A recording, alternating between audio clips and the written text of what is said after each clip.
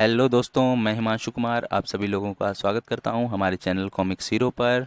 और हमारी आज की पेशकश है बांकेलाल की कॉमिक्स। और दोस्तों, मैं आपको लोगों को बता दूं कि ये बांकेलाल की कॉमिक्स पहली कॉमिक्स है और जिसका नाम है बांकेलाल का कमाल।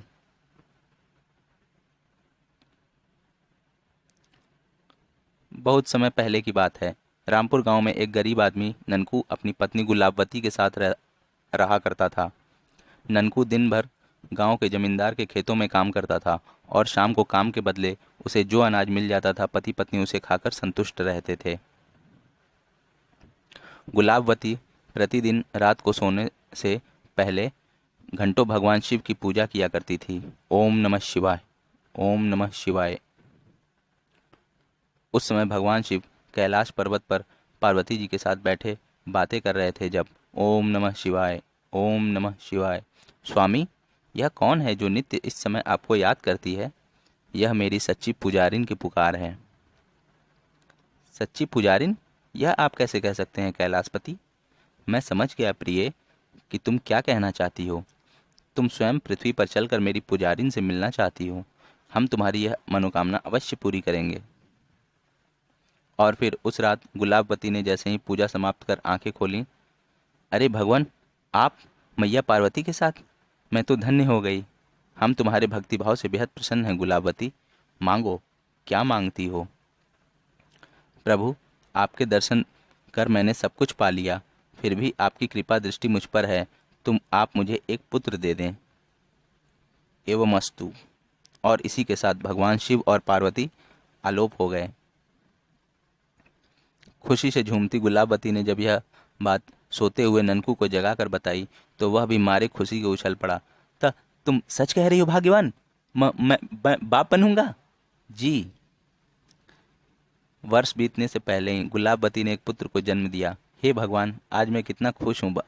भगवान, मैंने तो इसका नाम भी सोच लिया है, बांकेलाल। क्यों, कैसा रहेगा? वाह, कितना सुंदर नाम सोचा है आपने। फिर बांकेलाल अपने पिता के प्यार एवं माँ की ममता की छाँव में बड़ा होने लगा। और बांकेलाल जब 7-8 वर्ष का हुआ तो पिता के लाड़ प्यार ने उसे शरारती बना दिया। खटाक! हाय मैया! उन्हीं दिनों भगवान शिव पार्वती जी के साथ आकाश मार्ग से उधर से गुजर रहे थे कि नाथ, आपको याद है ना, कुछ वर्ष पूर्व आपने इस गांव की एक स्त्री को पुत्र प्राप्ति हेतु वर दिया था। प्रिय, मैं अपने भक्तों को कभी नहीं भूलता। नाथ, मैं आपके आशीर्वाद का फल यानी उस बालक को देखना चाहती हूँ। अवश्य प्रिय। और जब भगवान शिव पार्वती के साथ गुलाबवती के घर पहुंचे तो उस समय घर में बांकेलाल और गुलाबवती थे। ननकू खेतों पर काम करने गया हुआ था। भगवान, आप भीतर चलकर विराजिए। नहीं गुलाबवती, अब हम चलेंगे। हम तो सिर्फ इस बालक को देखने आए थे। ऐसा कैसे हो सकता है मैया? आज तो आपको इस गरीब का आतिथ्य स्वीकार करना पड़ेगा। बहुत इनकार के बाद आखिर में उन्हें गुलाबवती की बात माननी ही पड़ी। और उस समय गुलाबवती के घर में तो कुछ था नहीं, किंतु वह पड़ोस के घर से थोड़ा दूध मांग लाई और उसे गर्म कर 2 गिलासों में डाला और फिर, उई, अभी तो दूध गर्म है। जब तक यह ठंडा होता है मैं प्रभु के दर्शन ही क्यों ना करूं। और जैसे ही गुलाबवती रसोई के बाहर निकली, खेलता हुआ बांकेलाल रसोई में पहुंचा। अरे, ये मेंढक कहाँ से आया? शरारती बांकेलाल ने मेंढक पकड़ा और दूध से भरे 2 गिलासों में से एक में डाल दिया। अब आएगा मजा। थोड़ी ही देर बाद जब वह मेंढक वाला दूध से भरा गिलास शिव के हाथ में था तभी, अरे, ये क्या? हम्म दूध में मेंढक? ही। बांके को मुस्कुराता देख भगवान तुरंत समझ गए कि यह शरारत इसी ने की है। अतः वह क्रोधित हो उठे। उद्दंड बालक, तूने मुझे शुद्ध शाकाहारी को धोखे से मांस का अर्क पिलाने की कोशिश की। जा, मैं तुझे शाप देता हूँ। तू हमेशा निकम्मा और शरारती रहेगा। गुलाबवती चीख पड़ी। नहीं प्रभु, नहीं। बालक की शरारत का इतना कठोर दंड ना दें। हाँ प्रभु, अपना शाप वापस ले लें, अन्यथा मैं अपना सिर आपके चरणों में पटक पटक कर जान दे दूंगी। स्वामी, क्षमा कर दीजिए। अबोध बालक की शरारत का दंड अपनी भक्त को क्यों दे रहे हैं? तब मेरा शाप मिट तो नहीं सकता, किंतु इसका प्रभाव इस तरह कम हो सकता है कि यह लड़का जो भी शरारत करेगा उससे इसे कोई हानि नहीं पहुंचेगी, बल्कि कुछ लाभ ही होगा। ऐसे ही शरारतों के लाभ से इसका जीवन यापन होगा। क्या? इसके बाद शिव तो पार्वती के साथ चले गए, लेकिन उनके शाप के कारण बांकेलाल की शरारतें दिन प्रतिदिन बढ़ने लगीं। एक दिन की बात है, गांव का दूधिया रघु पेड़ के नीचे उदास बैठा था। उफ, अब क्या होगा, आज तो बच्चे भूखों मर जाएंगे। कमबख्त बिल्ली ने ऐसा रास्ता काटा कि पत्थर की ठोकर लगने से सारी दही जमीन पर आ पड़ी। तभी कहीं उधर से बांकेलाल निकला और उसकी एक सरसरी नज़र रघु पर डाली। तभी उसकी नज़र ठीक उसके ऊपर डाल पर लटके मधुमक्खियों के छत्ते पर पड़ी और बहुत दिन हो गए मैंने किसी का कचौरी जैसा फूला मुंह नहीं देखा। और अगले अगले ही पल खटाक! बाप रे, मुसीबत! मधुमक्खियों से बचने के लिए रघु ने सिर की पगड़ी को खोलकर ओढ़ लिया। बांकेलाल पहले ही भाग खड़ा हुआ था। टप टप।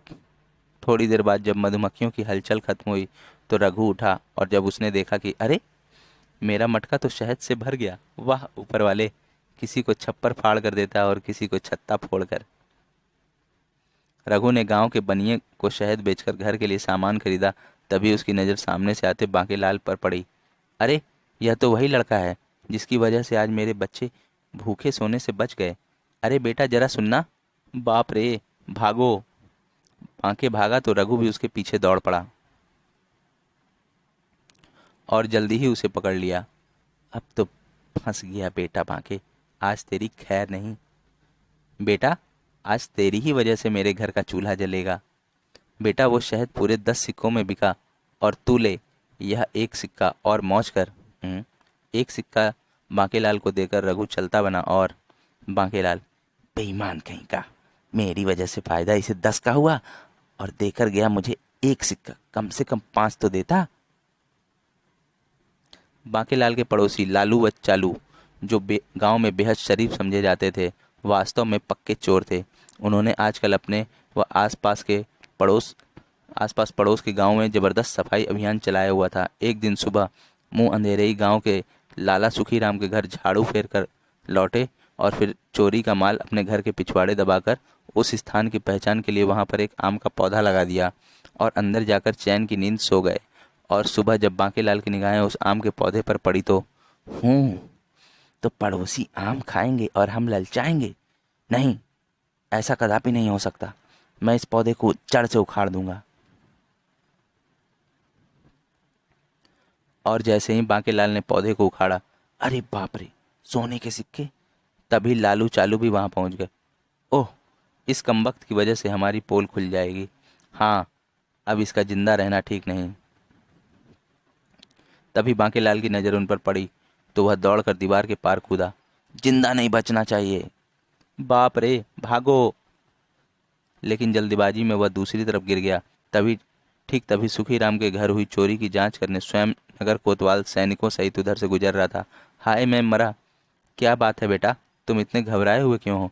जज जी, वो उसी समय चारदीवारी पर लालू चालू प्रकट हुए और बाहर सैनिकों को देख हुए घबरा गए। खतरा! भाग बे चालू! क्या मतलब? ये हमें देखकर घबरा क्यों रहे हैं? जरूर दाल में कुछ काला है। और फिर, सैनिकों, पकड़ो उन दोनों को! सैनिक जल्दी ही लालू चालू को पकड़ लाए। अब जल्दी ही अपनी राम कहानी अपनी जुबानी बता डालो, वरना हमें माफ़ कर दीजिए। फिर लालू चालू ने अपने अपराध स्वीकार कर लिए और साथ ही अब तक की सारी चोरियों का माल भी उनके हवाले कर दिया। तब, अरे बाप रे, ये तो पुराने घाघ हैं। और तो नहीं है कुछ? नहीं हुजूर।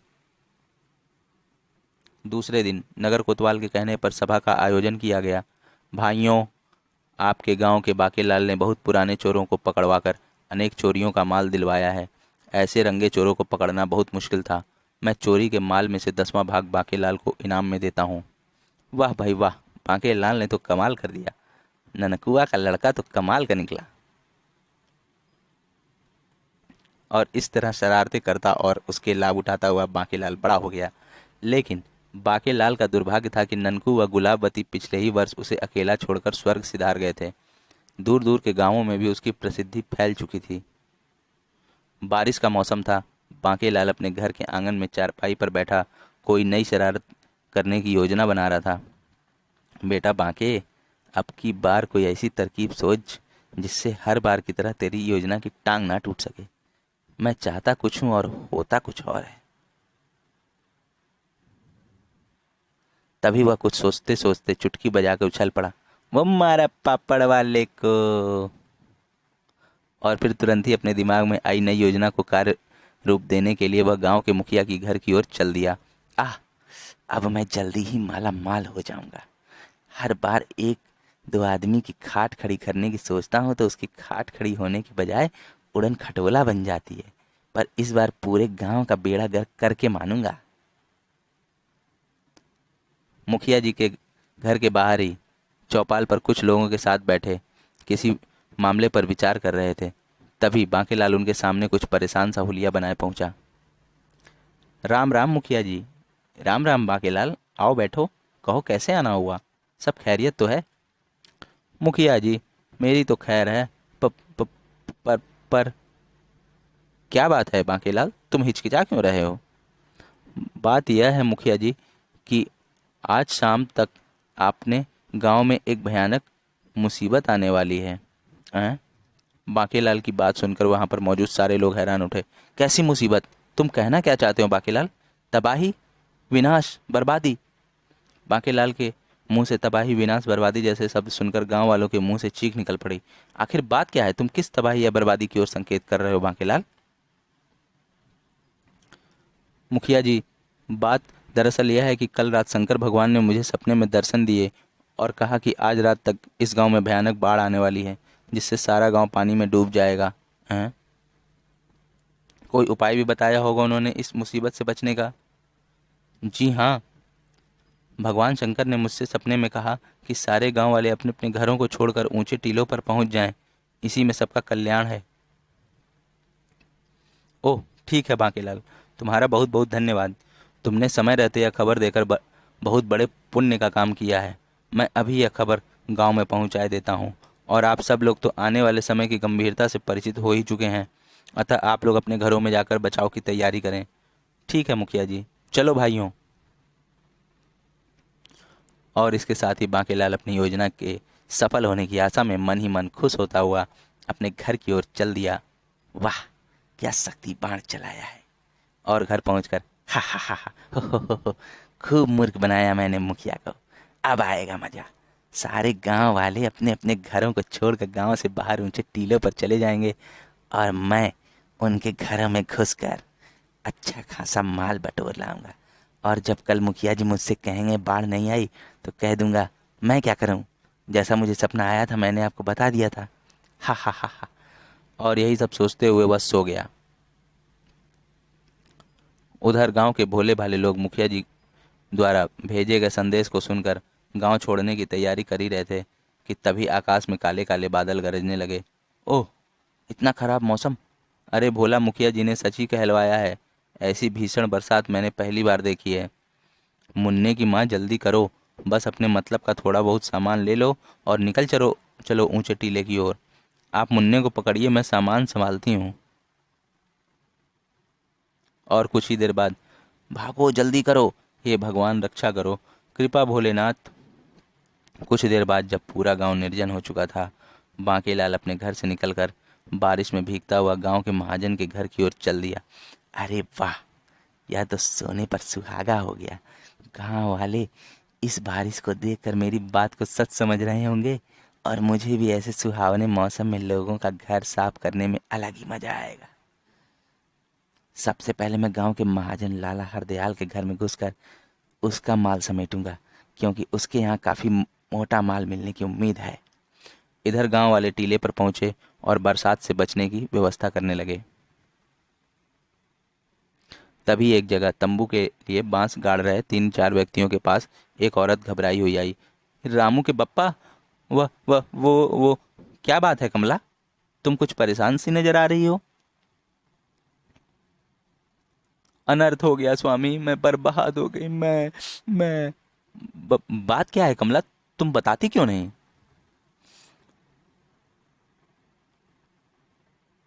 स्वामी, अपना रामू लकड़ियाँ लेने जंगल में गया था। गांव से भागने की जल्दी में मुझे उसका ध्यान ही नहीं आया। हाय मेरा रामू बहू। हे भगवान, अब क्या होगा। स्वामी, आप जल्दी से गांव में जाकर मेरे लाल को ढूंढ लाइए। हाय मेरा रामू बहू। रामू के गांव में ही रह जाने की खबर कुछ ही देर में पूरे टीले में पर फैल गई। तभी टीले के सब स्त्री पुरुष हरिया और कमला की ओर दौड़ पड़े। हे भगवान, रक्षा करना कमला के लड़के की। बेचारी का एक ही तो लड़का था। प्रभु, कमला के बेटे को बचा लो। तभी गांव के मुखिया जी भी वहां पहुंच गए। क्या बात है, यहाँ भीड़ क्यों लगा रखी है। मुखिया जी, हरिया का लड़का रामू गांव में ही रह गया है। क्या। दोस्तों, हमारा पार्ट 1 यहीं पर समाप्त होता है और अब हम मिलते हैं बांके लाल का कमाल के पार्ट 2 में। धन्यवाद।